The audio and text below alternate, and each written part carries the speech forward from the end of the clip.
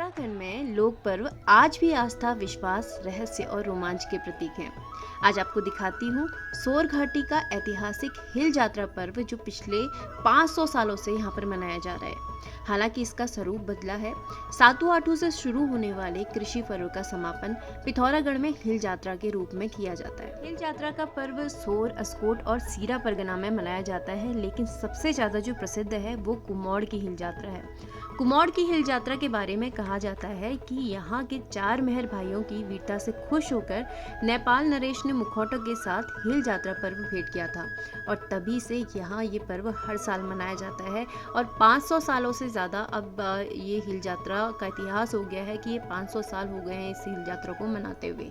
इन मुखौटों के पीछे करीब 500 साल का इतिहास है। नेपाल से भारत आई ये मुखौटे सोर घाटी की सुख समृद्धि के प्रतीक भी माने जाते हैं। जो सामने आप देख रहे हैं ये है लखिया भूत, जिन्हें भगवान शिव का अवतार माना जाता है। हिल यात्रा के सबसे प्रमुख पात्र हैं और हिल यात्रा के जो मुख्य पात्र लखिया भूत को भगवान शिव के जो मुख्य गण है वीरभद्र, उनका अवतार माना जाता है। वीरभद्र जो थे वो भगवान शिव की जटाओं से प्रकट हुए थे, ऐसा कहा जाता है। एक बार भगवान शिव के ससुर दक्ष प्रजापति ने एक विशाल यज्ञ का आयोजन किया, जिसमें उन्होंने अपनी पुत्री सती और जमाई भगवान शंकर को निमंत्रण नहीं दिया। लेकिन उनकी पुत्री सती शिव के मना करने के बाद भी इस यज्ञ में चली गई। जब वो यज्ञ स्थल पर पहुंची तो दक्ष प्रजापति द्वारा शिव का घोर अपमान किया गया, जिसे सती सहन नहीं कर पाई और यज्ञ की अग्नि में कूदकर भस्म हो गई। लेकिन जब ये समाचार भगवान शंकर को पता चला तो वे बहुत ज्यादा क्रोधित हो गए और उन्होंने अपनी जटा तोड़कर जमीन में पटक दी, जिससे वीरभद्र प्रकट हुए। उन्होंने यज्ञ का विध्वंस कर दक्ष प्रजापति का सर काट डाला। भगवान शंकर की जटा से उत्पन्न होने के कारण वीरभद्र का जो स्वरूप है लखिया भूत को बहुत ही गुस्सैल माना जाता है। यही कारण है कि जब मैदान में लखिया भूत उतरते हैं तो उन्हें लोहे की चेनों से जकड़ा जाता है। पिथौरागढ़ के कुमौड़ क्षेत्र में होने वाली हिल यात्रा बहुत ही ज़्यादा प्रसिद्ध है, जिसको देखने के लिए पिथौरागढ़ के कोने कोने से हज़ारों की संख्या में यहाँ पे लोग आते हैं। तो सामने आप जो देख रहे हैं ये है लखिया भूत, जिसे भगवान शिव के वीरभद्र का रूप माना जाता है। और अभी इनकी यहाँ पर पूजा हो रही है। उसके बाद जब लखिया भूत अवतरित होंगे और उसके बाद जब ये मैदान में जाएंगे, लोगों के बीच में जाएंगे, तो काफ़ी सारे लोगों को इनका आशीर्वाद भी मिलेगा।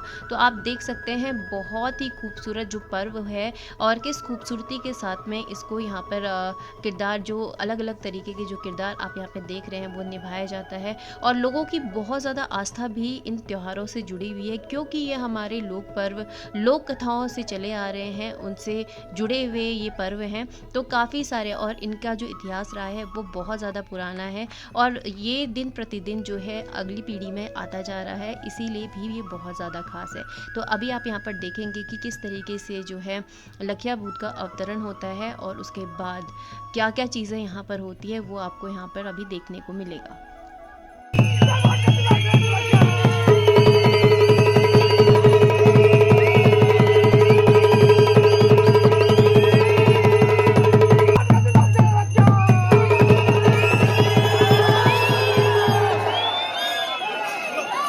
जैसा कि मैंने आपको बताया था, जो लखिया भूत है वो भगवान शिव के मुख्य गण वीरभद्र के अवतार माने जाते हैं और जो बहुत ही गुस्सैल प्रवृत्ति के हैं। इसीलिए मैदान में जब वो उतरते हैं तो आप सामने देख सकते हैं उन्हें जंजीरों से जकड़ना पड़ता है। आप यहाँ पर देख रहे होंगे इतनी सारी भीड़, क्योंकि ये जो हिल यात्रा है ये बहुत ही ज़्यादा प्रसिद्ध है कुमौड़ की। यहाँ इस हिल यात्रा को देखने के लिए, इस लखिया भूत को देखने के लिए बहुत ही दूर दूर से यहाँ पर लोग आते हैं, हज़ारों की संख्या में यहाँ पर लोग आते हैं। जो ये हिल यात्रा कई सालों से चली आ रही है, हर साल ही हिल यात्रा मनाई जाती है, लेकिन हर साल जो है इसका एक नया ही स्वरूप देखने को मिलता है। हर साल ये और भी ज़्यादा बेहतरीन होती जाती है और भी ज़्यादा लोगों की संख्या यहाँ पर इसे देखने के लिए बढ़ती जाती है। तो आप यहाँ पर देखिए कितनी ज़्यादा संख्या में यहाँ पर लोग हैं और लखिया भूत का जो आप सामने देख रहे होंगे आशीर्वाद जो है हर किसी को यहाँ पर मिल रहा है, वो अपना आशीर्वाद भी यहाँ पर हर किसी को देते हैं। तो आप यहाँ पर देखिए तो किस तरीके से हिल यात्रा को यहाँ पर मनाया जाता है। जो सबसे ज़्यादा प्रसिद्ध हिल यात्रा है वो पिथौरागढ़ के कुमौड़ क्षेत्र की है, तो आप यहाँ पर देख सकते हैं। हिल यात्रा पर्व का आगाज भले ही मेहर भाइयों की वीरता से हुआ हो, लेकिन वक्त के साथ साथ इसे कृषि पर्व के रूप में भी मनाया जाने लगा। धान रोपती महिलाएं और बैलों को हाँकता हलिया पहाड़ की कृषि जीवन को दर्शाते हैं। तेजी से बदलते इस दौर में जहां लोग अपनी संस्कृति सभ्यता से दूर होते जा रहे हैं, वहीं सोर के लोगों का अपनी संस्कृति के प्रति लगाव अनूठा उदाहरण पेश कर रहा है। तो आप यहाँ पर देख सकते हैं कि यहाँ पर कई सारे और किरदार भी आपको देखने को मिलेंगे जो कि कृषि को दर्शाते हैं। यहाँ पर आप देखिए सामने से ये देखिए कई सारे लोग यहाँ पर आपको दिखेंगे कि जो अलग अलग किरदारों में हैं।